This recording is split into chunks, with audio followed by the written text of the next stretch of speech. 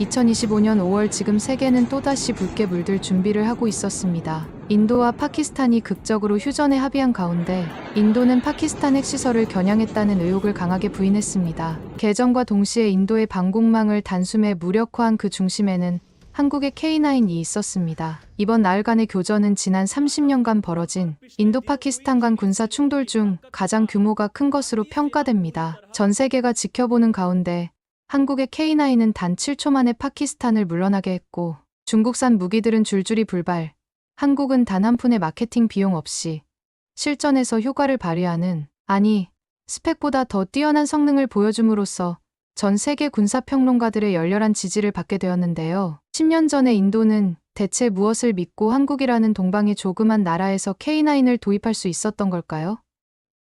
그리고 어떻게 한국이 전 세계 방산의 중심이 되었을까요?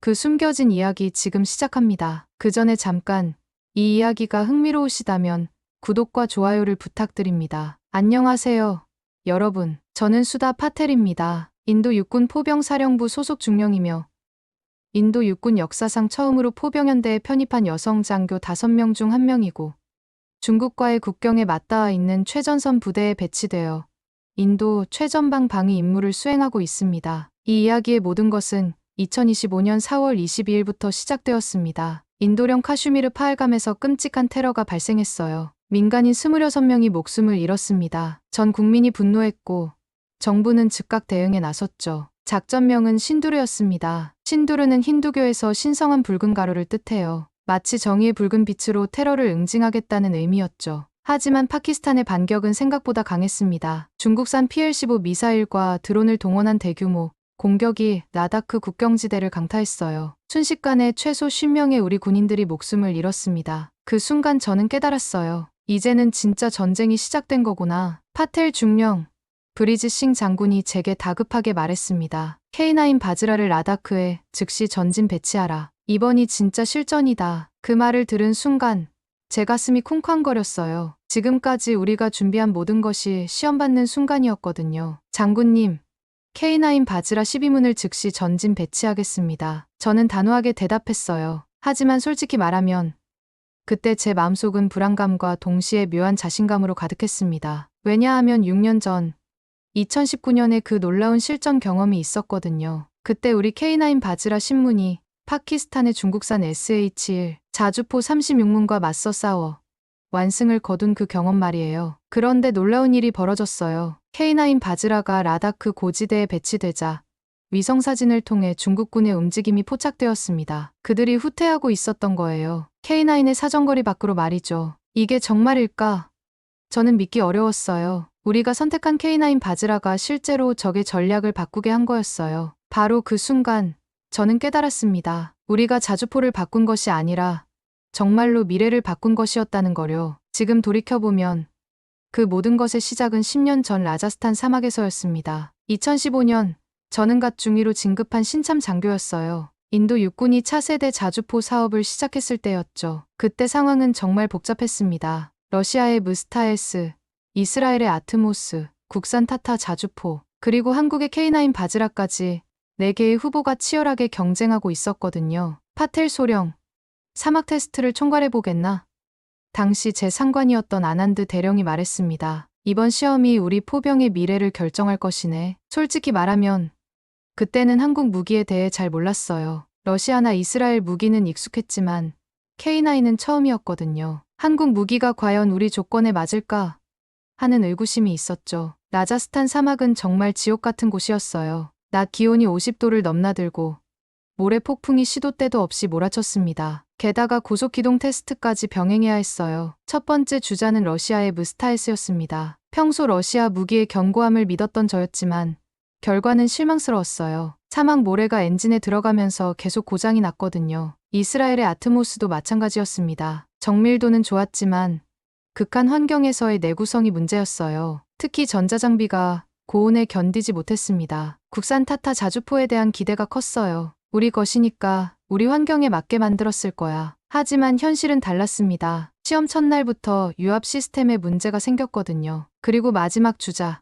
K9 바즈라가 등장했습니다. 처음 본 K9은 생각보다 크고 위압적이었어요. 47톤의 거대한 몸집에 김포신을 자랑하고 있었습니다. 이제 한국 놈들 차례구나. 시험장 책임자인 람 대령이 반신반의하며 말했어요. 과연 우리 사막을 버틸 수 있을까? 하지만 놀라운 일이 벌어졌습니다. K9은 첫날부터 완벽하게 작동했어요. 50도가 넘는 혹독한 더위에서도 거친 모래 폭풍 속에서도 한 번의 고장 없이 모든 시험을 통과했습니다. 특히 고속 기동 테스트에서는 정말 감탄했어요. 47톤의 무게에도 불구하고 시속 67km로 사막을 질주하는 모습을 보고 있으니 마치 거대한 철의 괴물이 대지를 달리는 것 같았습니다. 이건 정말 인상적이군. 람 대령이 혀를 차며 말했어요. K9만이 사막을 건넜다고 봐야겠어. 정밀도 테스트도 놀라웠습니다. 40km 떨어진 표적을 정확히 명중시키는 것은 물론 15초 안에 3발을 연속 발사하는 속도도 다른 경쟁작들을 압도했어요. 그런데 더 놀라운 건 일정이었습니다. 다른 후보들은 모두 예정보다 늦어졌는데 K9만이 오히려 일정보다 빨리 모든 시험을 완주한 거예요. 이건 인도 방산 역사상 초유의 일이야. 아난드 대령이 감탄하며 말했어요. 보통은 지연되기 마련인데 오히려 앞당겨 끝내다니. 그 순간 저는 깨달았습니다. K9 바즈라는 단순한 무기가 아니라 완전히 다른 차원의 기술이라는 것을. 그리고 이것이 우리 포병의 미래를 바꿀 것이라는 확신이 들었어요. 3장. 그리고 4년 후 2019년 카슈미르 국경에서 진짜 시험이 시작되었습니다. 그때 저는 이미 중령으로 진급해 있었고 K9 바즈라 운용의 최전선에 있었어요. 2월 14일 카슈미르에서 자살폭탄 테러가 발생했습니다. 우리 경찰 36명이 목숨을 잃었어요. 온 나라가 분노했고 2월 26일 우리는 보복 공습을 단행했습니다. 파키스탄의 반격은 예상보다 빨랐어요. 그들은 중국에서 새로 들여온 SH-1 자주포를 동원했습니다. 정보에 따르면 무려 36문이나 되었어요. 파텔 중령. 상황이 심각해. 브리지 싱 장군이 긴급 회의를 소집했습니다. 파키스탄이 중국산 자주포 36문으로 우리 국경 부대를 압박하고 있어. 우리가 대응할 수 있는 K9은 겨우 10문뿐이야. 그 순간 회의실이 조용해졌어요. 36대 10의 절망적인 수적 열세였습니다. 참모들의 얼굴에는 걱정이 가득했어요. 장군님, K9 바즈라 신문으로 충분합니다. 제가 단호하게 말했어요. 하지만 속으로는 떨렸습니다. 아무리 사막 시험에서 좋은 성과를 거뒀다고 해도 실전은 완전히 다른 차원이니까요. 리아 칸나가 반대했습니다. 중령님, 무리예요. 수적으로 너무 불리합니다. 차라리 국산 자주포도 함께 투입하는 게. 아니야. 제가 그녀를 제지했습니다. 이번이야말로 K9의 진짜 실력을 보여줄 기회야. 품질이 양을 압도할 수 있다는 걸 증명하는 거지. 김도훈 기술자가 조심스럽게 말했습니다. 중령님, K9의 성능은 믿습니다. 하지만 상대가 36문이라는 게. 김 대리, 걱정하지 마세요. 제가 미소 지으며 답했어요. 우리에겐 사막에서 증명된 K9이 있잖아요. 드디어 포격전이 시작되었습니다. 파키스탄의 SH-1들이 먼저 포문을 열었어요. 하지만 놀랍게도 그들의 포격은 대부분 빗나갔습니다. 목표 지점에서 500m 이상 벗어났습니다. 관측병이 보고했어요. 반면 우리 K9 바즈라는 달랐습니다. 정확한 사격 통제 시스템과 고도화된 화력 관제 컴퓨터 덕분에 모든 포탄이 정확히 목표를 명중시켰어요. 1호 포, 명중. 2호 포, 명중. 3호 포, 명중. 연이어 들려오는 명중 보고에 지휘소가 환호로 가득 찼습니다. 불과 30분 만에 파키스탄의 SH-1 대부분이 무력화되었어요. 가장 놀라운 건 우리 쪽 피해였습니다. K9 바즈라 신문 중 단 한 분도 손상되지 않았어요. 완벽한 무손실 승리였습니다. 이게 말이 되나? 파키스탄군 지휘관이었던 살림 나지르의 무전이 우리 정보부에 포착되었어요. 36문이 신문에게 완패라니. 그날 밤 중국 베이징에서는 긴급 군사회의가 열렸다고 합니다. 자신들이 자랑하며 수출한 SH-1이 한국의 K9에게 완전히 부서진 거였으니까요. 우리가 잘못된 걸 팔았나? 중국군 간부가 당황했다는 후문이 들려왔어요. 파키스탄은 즉시 중국에 강력 항의했습니다. 매뉴얼을 안 읽어서 생긴 일이라는 중국의 해명이 더욱 웃겼어요. 바로 그날 인도 정부는 K9 바즈라 100문을 긴급 추가 발주했습니다. 실전이 성능을 증명한 역사적인 순간이었어요. 진짜 무기는 숫자가 아니라 결과로 평가받는다. 그날 밤 제가 일기에 쓴 문장입니다. K9 바즈라가 소수로 다수를 압도한 그 놀라운 하루였죠. 4장. 실전에서의 놀라운 성과는 하루아침에 이루어진 것이 아니었습니다. 그 뒤에는 품질과 신뢰성이라는 단단한 기반이 있었어요. 인도 무기 역사를 보면 안타까운 일들이 많았습니다. 아준 전차는 30년간 개발했지만 여전히 문제가 많았고 타타 자주포는 시험조차 통과하지 못했어요. 일정 지연은 기본이고 결함투성이인 무기들 때문에 우리 군이 얼마나 고생했는지 모릅니다. 또 연기된다고? 2018년 초 국산 무기 개발 회의에서 흔히 들을 수 있던 탄식이었어요. 타타 자주포도 그중 하나였죠. 약속한 납기는 2년이나 늦어졌고 시험 과정에서 계속 문제가 발생했습니다. 반면 K9 바즈라는 달랐습니다. 2017년 계약 체결 후 한국에서 생산된 첫 신문은 정확히 약속된 날짜에 도착했어요. 단 하루도 늦지 않았습니다. 정말 신기한 일이야. 브리짓 싱 장군이 감탄했어요. 한국 놈들은 어떻게 이렇게 정확할 수 있지? 더 놀라운 건 품질이었습니다. 인도받은 K9들을 검사해보니 매뉴얼에 적힌 모든 성능이 그대로 구현되어 있었어요. 과장도 없고 축소도 없었죠. 약속한 그대로였습니다. 하지만 진짜 시험은 인도 현지 생산에서 시작되었습니다. L&T 공장에서 만든 초기 물량에서 품질 이슈가 발생한 거예요. 중령님, 큰일입니다. 이하 칸나가 다급하게 뛰어왔어요. 현지 생산분에서 포탑 정렬에 문제가 생겼습니다. 정확도가 기준치를 벗어났어요. 그때 김도훈 씨의 대응이 인상적이었습니다. 문제 보고를 받자마자 당일 밤 비행기를 타고 인도로 날아왔어요. 무슨 일이죠? 제가 물었습니다. 죄송합니다. 우리 책임입니다. 김도훈 씨가 고개를 깊이 숙였어요. 현지 조립 과정에서 우리가 놓친 부분이 있었습니다. 즉시 수정하겠습니다. 그는 2주간 L&T 공장에 상주했습니다. 인도 기술자들과 함께 밤낮 없이 문제를 해결했어요. 단순히 고치는 게 아니라 왜 문제가 생겼는지부터 꼼꼼히 분석했습니다. 품질은 타협의 대상이 아닙니다. 김도훈 씨가 L&T 기술자들에게 말했어요. 한 발의 오차가 전장에서는 생명을 좌우합니다. 그의 진정성이 통했는지 L&T 기술자들도 적극적으로 협력했습니다. 문제를 해결한 후에는 예방책까지 마련했어요. 정기 점검 체계를 구축하고 품질 관리 기준을 더욱 엄격하게 만들었습니다. 이건 그냥 한국이 계속 관리하는 게 낫겠어. 인도 공군의 한 장성이 농담 반 진심 반으로 말한 적도 있어요. 그만큼 한국의 품질 관리 시스템이 철저했다는 뜻이죠. 결과는 놀라웠습니다. 이후 생산된 K9 바즈라들은 한국에서 직송된 것과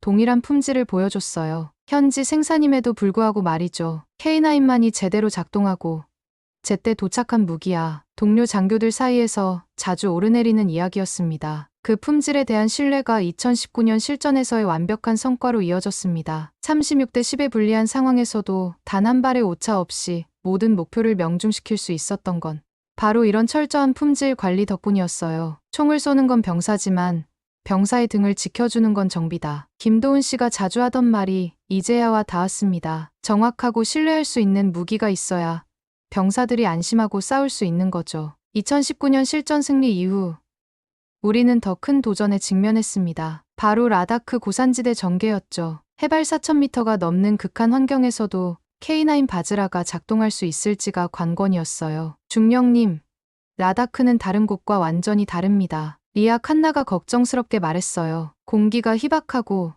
온도차가 극심해요. 낮에는 30도, 밤에는 영하 20도까지 떨어지죠. 2021년 10월 드디어 K9 바즈라 한 개 연대가 라다크에 전개되었습니다. 모든 사람이 숨을 죽이고 지켜봤어요. 과연 K9이 이런 극한 환경을 견뎌낼 수 있을까? 첫날 밤이 가장 긴장되었습니다. 기온이 영하 15도까지 떨어졌거든요. 새벽 점검 때 김도훈 씨와 함께 K9들을 확인했어요. 어떻습니까? 제가 물었습니다. 완벽합니다. 김도훈 씨가 미소 지으며 답했어요. 엔진도 정상이고 유압 시스템도 문제없어요. 고산지대 테스트를 위해 특별히 조정한 시스템이 제대로 작동하고 있습니다. 일주일 후 실전 사격 테스트를 실시했습니다. 고도 4,000m에서의 사격은 평지와 완전히 달랐어요. 공기 밀도가 낮아서 탄도 계산도 다시 해야 했죠. 발사.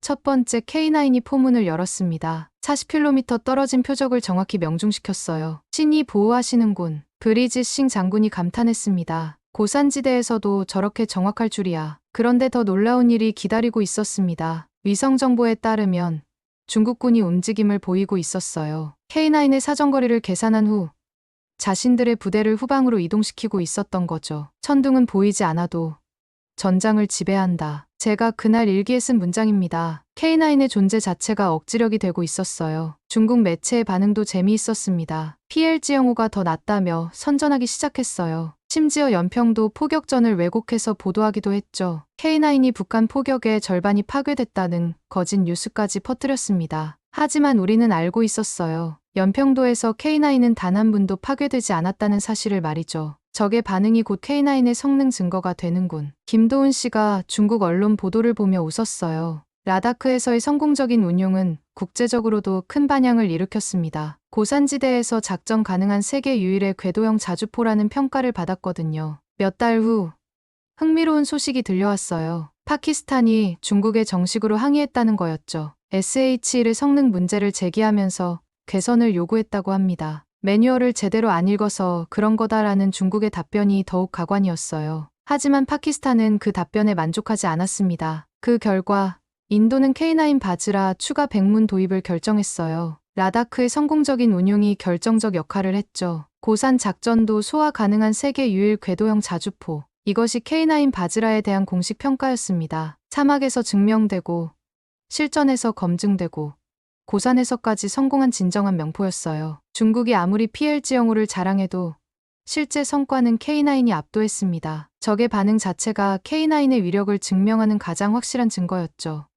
6장. 기술이라는 것은 단순히 매뉴얼을 읽고 따라하는 게 아니었습니다. 그것은 경험과 노하우의 축적이었고 무엇보다 끊임없는 개선 의지였어요. K9 바즈라 현지 생산 초기에는 예상대로 문제가 많았습니다. 아무리 정확한 도면과 매뉴얼이 있어도 인도의 제조 환경과 한국의 그것은 달랐으니까요. 부품 50% 이상을 현지화한다는 건 좋지만 품질이 떨어지면 의미가 없어요. 리아 칸나가 L&T 공장 시찰 후 걱정스럽게 말했습니다. 초기 생산분에서는 용접 상태부터 시작해서 정밀 가공 부품까지 다양한 문제가 발생했어요. 특히 포탑 회전 메커니즘에서 진동이 발생하는 문제가 심각했습니다. 김도훈 씨는 아예 인도에 상주하다시피 했어요. L&T 공장에 사무실을 차렸고 인도 기술자들과 함께 하나하나 문제를 해결해 나갔습니다. 이건 단순한 조립이 아니에요. 김도훈 씨가 L&T 엔지니어들에게 설명했습니다. K9의 정밀도는 0.1mm 단위의 오차도 용납하지 않습니다. 가장 어려웠던 건 정비 매뉴얼 교육이었어요. 한국에서는 수십 년간 축적된 노하우가 있었지만 인도에서는 모든 것을 처음부터 가르쳐야 했거든요. 이 부품은 왜 이렇게 조립해야 하죠? 인도 기술자가 질문했습니다. 좋은 질문이에요. 김도훈 씨가 웃으며 답했습니다. 매뉴얼에는 이렇게 하라고 되어 있지만 더 중요한 건 왜 이렇게 해야 하는지를 아는 거예요. 한편 타타 자주포 개발팀은 더욱 큰 어려움을 겪고 있었어요. 국산화 의지는 좋았지만 기술력 부족으로 시험 단계에서 계속 실패했습니다. 우리도 자주포를 만들 수 있어. 타타 개발팀의 항변이었지만 현실은 냉혹했어요. 사격 정확도부터 시작해서 내구성까지 모든 면에서 K9에 밀렸습니다. 보포스4의 인도 현지화 버전도 마찬가지였어요. 설계에 근본적 결함이 있어서 개선 자체가 불가능했죠. 이건 카피할 수 없는 무기다. 인도 국방기술연구소 DRDO의 공식 보고서에 나온 문장입니다. K9의 기술은 단순한 하드웨어가 아니라 시스템 전체의 통합 설계였거든요. 김도훈 씨는 단순히 매뉴얼만 전수하지 않았어요. 정비 철학 자체를 가르쳤습니다. 예방정비가 99%, 수리는 1%입니다. 그의 명언이었어요. 문제가 생기기 전에 미리 발견하고 교체하는 게 진짜 정비죠. 6개월 후 놀라운 변화가 일어났습니다. L&T에서 생산된 K9 바즈라의 품질이 한국산과 동일한 수준에 도달한 거예요. 이제 문제 없습니다. 리아 칸나가 환하게 웃으며 보고했어요. 현지 생산분도 모든 테스트를 통과했습니다. 하지만 가장 큰 변화는 인도 방산 인프라 전반에 일어났습니다. K9 생산 과정에서 도입된 품질 관리 시스템과 정밀 가공, 기술이 다른 무기 개발에도 영향을 미치기 시작한 거예요. K9 생산 라인이 우리 방산 기술 전체를 한 단계 끌어올렸어. 브리지 싱 장군의 평가였습니다. 김도훈 씨는 2년 만에 한국으로 돌아갔지만 그가 남긴 유산은 계속 남아 있었어요. L&T 공장의 품질 관리 시스템은 이제 K9뿐만 아니라 다른 제품 생산에도 적용되고 있습니다. 진짜 기술은 복제되지 않는다. 제가 그날 깨달은 진리였습니다. 매뉴얼을 베낄 수는 있어도 그 안에 담긴 수십 년의 경험과 노하우는 쉽게 따라할 수 없는 거였어요. K9 바즈라는 단순한 무기 수출을 넘어서 진정한 기술 전수의 모범 사례가 되었습니다. 그것이 바로 한국이 세계 방산 시장에서 인정받는 이유였죠. 7장. 무기는 단순한 상품이 아니었습니다. 그것은 국가 간의 신뢰를 쌓는 매개체였고 전략적 파트너십의 상징이었어요. 2020년 말 인도 한국 간 외교국방 연석회의가 뉴델리에서 열렸습니다. K9 바즈라의 성공적인 도입이 양국 관계에 새로운 전환점을 만들고 있었어요. K9은 무기 그 이상의 의미를 갖습니다. 인도 국방장관이 회의석상에서 말했습니다. 이것은 양국 간 기술 파트너십의 상징이에요. 한국 측에서는 더욱 적극적으로 나왔어요. K9 외에도 차세대 전투기, 잠수함 등 다양한 방산 분야에서의 협력을 제안했습니다. 우리는 인도를 단순한 고객이 아닌 동반자로 생각합니다. 한국 국방장관의 발언이었죠. 그런데 더 흥미로운 변화가 다른 곳에서 일어나고 있었습니다. 베트남, 필리핀, 말레이시아 등 동남아시아 국가들이 인도의 K9 도입 사례에 주목하기 시작한 거예요. 인도가 성공했다면 우리도 할 수 있을 것이다. 베트남 국방성의 내부 문서에 나온 내용이었습니다. 특히 베트남은 적극적이었어요. 중국과의 남중국해 분쟁을 겪고 있던 그들에게 K9은 매력적인 선택지였습니다. 인도 모델이 벤치마크가 되고 있어요. 김도훈 씨가 보고했습니다. 현지 생산과 기술 이전을 패키지로 하는 방식 말이에요. 2024년 12월 더욱 뜻깊은 일이 일어났습니다. 인도가 K9 바즈라 추가 100문 계약을 체결한 거예요. 이로써 총 도입량이 200문에 도달했습니다. 브리즈 싱 장군이 직접 계약 체결식에 참석했어요. 그는 다음과 같이 말했습니다. 우리는 무기를 산 게 아니라 신뢰를 샀습니다. 이 말이 모든 걸 설명해 주었어요. K9은 단순한 철덩어리가 아니라 한국과 인도 사이의 믿음을 상징하는 존재가 되어 있었습니다. 리아 칸나도 변해 있었어요. 처음엔 국산 개발을 고집했던 그녀였지만 이제는 K9을 통한 기술 협력의 가치를 인정하고 있었습니다. 우린 배워야 할 게 아직 많다. 그녀가 솔직하게 인정했어요. K9 정비 시스템 도입이 우리 기술 발전에 큰 도움이 됐어요. 더욱 놀라운 건 파급 효과였습니다. K9의 성공을 본 다른 나라들이 한국산 무기에 관심을 갖기 시작한 거죠. K9이 한국 방산의 게임 체인저 역할을 하고 있어요. 국제 방산 전문가의 분석이었습니다. 폴란드는 한국과 함께 더욱 발전된 K9 PL을 개발하기로 했고 에스토니아와 노르웨이도 추가 도입을 검토하고 있었어요. 이제 K9은 글로벌 스탠다드가 됐다. 김도훈 씨의 자랑스러운 말투였습니다. 하지만 가장 의미 있는 변화는 인도 내부에서 일어났어요. K9 바즈라 운용 경험이 인도 포병 전력 전체의 발전으로 이어지고 있었습니다. K9과 함께 일하면서 현대 포병전의 진짜 의미를 알게 됐어요. 젊은 포병 장교들이 하는 말이었습니다. 2025년을 앞두고 인도는 더 큰 계획을 세우고 있었어요. K9 A3급과의 협력, 장기 업그레이드 계획까지 논의되고 있었습니다. K9은 무기 그 이상 외교적 자산이 됐다. 제가 내린 결론이었습니다. 한국과 인도 사이에는 이제 단순한 거래 관계를 넘어선 무언가가 있었어요. 그것은 신뢰였고 동반자 의식이었으며 공동 발전을 향한 의지였습니다. K9 바즈라가 만들어낸 이 관계는 앞으로도 계속 발전할 것이었어요. 무기는 팔아도 신뢰는 함께 걸어가는 것이니까요. 인도에서의 성공이 알려지면서 전 세계가 K9에 주목하기 시작했습니다. 이것은 단순한 운이 아니었어요. 여러 가지 이유가 복합적으로 작용한 결과였죠. 저는 2022년 한화디펜스에서 주최한 K9 유저클럽 회의에 참석했습니다. 그 자리에는 놀라운 광경이 펼쳐져 있었어요. 터키, 폴란드, 핀란드, 노르웨이, 에스토니아, 호주, 이집트, 루마니아, 전 세계 10개국 이상의 대표들이 모여 있었거든요. 이제 K9은 세계 표준이 됐습니다. 브리즈 싱 장군이 회의에서 한 말이었어요. 실제로 스톡홀름 국제평화연구소 자료에 따르면 2000년부터 2017년까지 세계 자주포 수출 시장에서 K9이 무려 48%의 점유율을 차지했습니다. 독일의 PG-2000이 189문, 프랑스의 카이사르가 175문, 중국의 PLG-45가 128문을 수출한 반면 K9은 572문을 수출했어요. 이 세 강대국의 자주포를 합친 것보다도 많은 수량이었죠. 도대체 왜 K9만 이렇게 잘 팔리는 거지?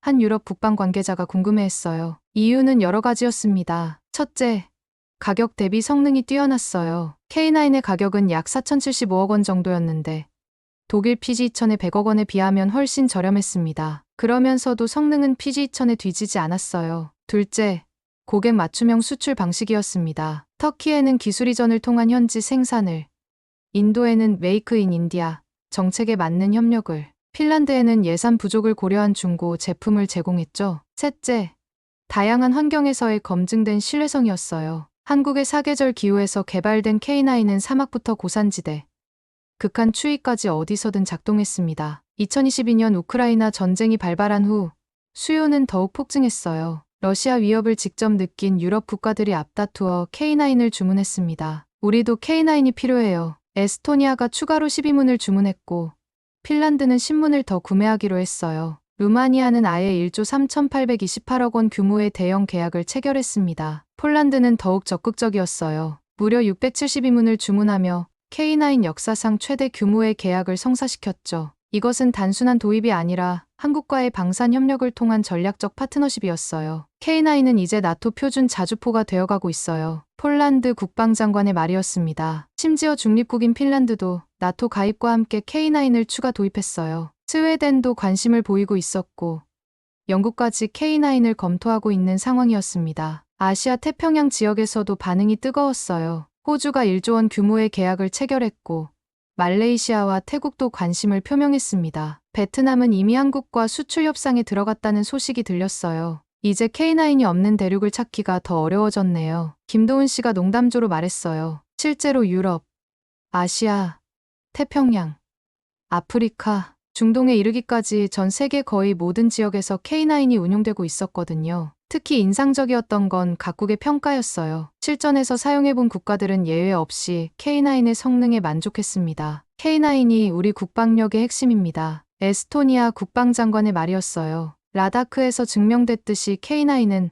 어떤 환경에서도 완벽하게 작동합니다. 우리 인도 국방장관의 평가였죠. 더 놀라운 건 기술 발전이었어요. K9A에는 완전 자동화 시스템이 도입되어 운용 인원을 5명에서 3명으로 줄였습니다. K9A3에서는 무인 포탑까지 고려되고 있었어요. 우리는 단순히 기계를 수출하는 게 아니라 미래를 수출하고 있습니다. 한화디펜스 대표의 말이 인상적이었어요. 그날 유저클럽 회의를 마치며 저는 새삼 감동받았습니다. 10년 전 라자스탄 사막에서 혼자 모든 시험을 통과했던 그 K9이 이제 전 세계의 평화를 지키는 천둥이 되어 있었어요. 천둥은 한번 울리면 멀리까지 퍼져나간다. 제가 그날 메모장에 적은 문장입니다. K9 바즈라라는 천둥이 이제 전 세계에 울려 퍼지고 있었어요. 시간이 흘러 2025년. 저는 이제 K9 바즈라와 함께한 10년의 세월을 뒤돌아보고 있습니다. 라다크의 차가운 바람이 볼을 스치는 가운데 200번째 K9 바즈라가 당당히 자리를 잡고 있었어요. 중령님, 후임자를 위한 인수인계 준비가 끝났습니다. 리아 칸나가 두꺼운 파일을 들고 다가왔어요. 이제 그녀도 K9 바즈라 운용의 전문가가 되어 있었습니다. 그 파일 안에는 지난 10년간의 모든 것이 담겨 있었어요. 라자스탄 사막에서의 시험 기록부터 시작해서 2019년 실전 성과, 라다크 고산 작전 경험까지 말이죠. 이 모든 경험을 잘 전달해 주세요. 제가 그녀에게 부탁했습니다. K9은 여전히 진화하고 있으니까요. 실제로 한국에서는 K9A3급 개발이 진행되고 있었어요. 지능형 포탄, 장거리 유도체계, 완전 자동화 시스템까지 미래의 K9은 더욱 발전된 모습이 될 예정이었습니다. 김도훈 씨는 이미 한국으로 돌아갔지만 그의 영향은 여전히 남아 있었어요. L&T 공장은 이제 아시아 최고 수준의 자주포 생산 시설로 발전해 있었습니다. 우리가 만든 건 무기가 아니라 평화였다. 제가 마지막 보고서에 쓴 문장입니다. 라다크에 배치된 K9 바즈라들은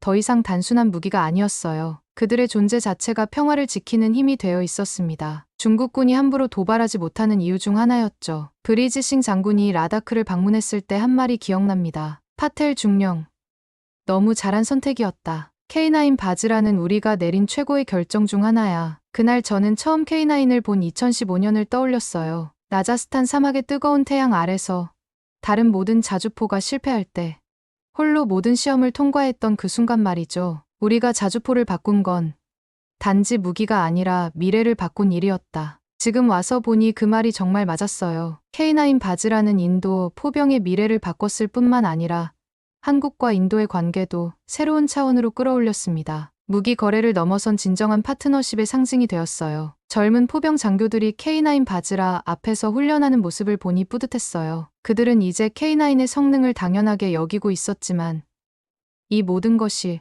얼마나 소중한 성과인지 알고 있을까요? 천둥은 여전히 울리고 있군요. 리아 칸나가 멀리 보이는 K9들을 바라보며 말했어요. 바즈라의 원래 뜻처럼 신들의 천둥이 인도의 하늘을 지키고 있었습니다. 해가 지고 있었어요. 라다크의 일몰은 언제나 장엄했습니다. 그 붉은 노을 속에서 K9 바즈라들의 실루엣이 더욱 위용 있게 보였어요. 이 천둥은 인도의 하늘을 대신 울렸다. 제가 마지막으로 일기에 쓴 문장입니다. 10년의 여정이 끝나고 있었지만 K9 바즈라의 이야기는 계속될 것입니다. 그들은 앞으로도 인도의 평화를 지키며 한국과 인도 사이의 우정을 증명해 갈 테니까요. 차가운 라다크의 밤이 찾아왔지만 K9 바즈라들은 여전히 그 자리에 서 있었어요. 묵묵히 그리고 든든하게 이 땅을 지키면서 말이죠. 오늘의 이야기 마음에 드셨나요?